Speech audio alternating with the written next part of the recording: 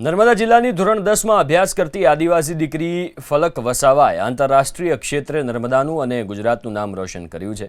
તાજેતરમાં હોંગકોંગ અને ચાઇના ખાતે યોજાયેલી બીજી ટ્રેમ્પોલિન જિમ્નાસ્ટિક એશિયન ચેમ્પિયનશિપમાં ફલકે જુનિયર એજ ગ્રુપની ઇન્ડિવિજ્યુઅલ વિમેન્સ કેટેગરીમાં ભાગ લઈને સમગ્ર એશિયામાં 5મું સ્થાન પ્રાપ્ત કર્યું।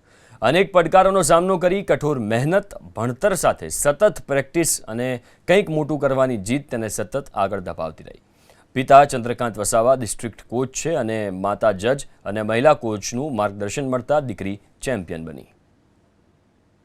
મારી પાછળ જે કોચિસ છે, મારા મમ્મી પપ્પાના સપોર્ટ છે અને મને ટ્રેનિંગ પણ સારી રીતે થાય છે અને હવે આગળ મારો ગોલ છે કે હું ઇન્ડિયામાં 2030માં ઇન્ડિયામાં કોમનવેલ્થ ગેમ્સ થવાની છે, એમાં હું ઇન્ડિયાને રિપ્રેઝેન્ટ કરું, મેડલ લાવું અને ઓલિમ્પિકમાં પણ હું ઇન્ડિયાને રિપ્રેઝેન્ટ કરું અને મેડલ લાવું એ મારી આશા છે। ફલકને મેં મહેનત કરાવીને ટ્રેમ્પોલિન જિમ્નાસ્ટિકમાં મેં ભાગ લેવડાવ્યો। એણે સબ જુનિયર લેવલમાં પણ ગોલ્ડ મેડલ મેળવ્યા છે, તેમજ જુનિયર લેવલમાં પણ ઉત્તરાખંડ ખાતે નેશનલ લેવલે ગોલ્ડ મેડલ મેળવ્યા છે।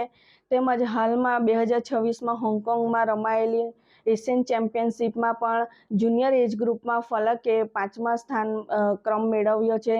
અમે ખૂબ જ આનંદમય છીએ, તેમજ અમારી મહેનત સફળ થાય છે। ફલકની અંદર એ એબિલિટીઝ અને એ ક્વોલિટીઝ હતી કે જેના કારણે એ આગળ એક્સેલ કરી શકે એવું અમને દેખાયું। ત્યારબાદ અમે એને ટ્રેનિંગ મોડ્યુલ્સમાં જુદા જુદા ટ્રેનિંગ સાથે એને એક્સેલ કરાવવા માટેની મહેનત શરૂ કરી। શરૂઆતમાં ગુજરાત લેવલ ઉપર ગોલ્ડ મેડલ, પછી નેશનલમાં સિલ્વર અને ગોલ્ડ મેડલ અને 2024માં એ દીકરીએ ઇન્ડિયાને હોંગકોંગ મુકામે રિપ્રેઝેન્ટ કર્યું અને ત્યાં ફાઇનલમાં ભાગ લઈ અને 6ઠા નંબર ઉપર રહી। ત્યાંથી અમને લાગ્યું કે હવે આપણે ઇન્ટરનેશનલ લેવલ ઉપર એને વધારે મહેનત કરાવી ગુજરાત અને ભારતનું નામ રોશન કરી શકીએ એમ છે।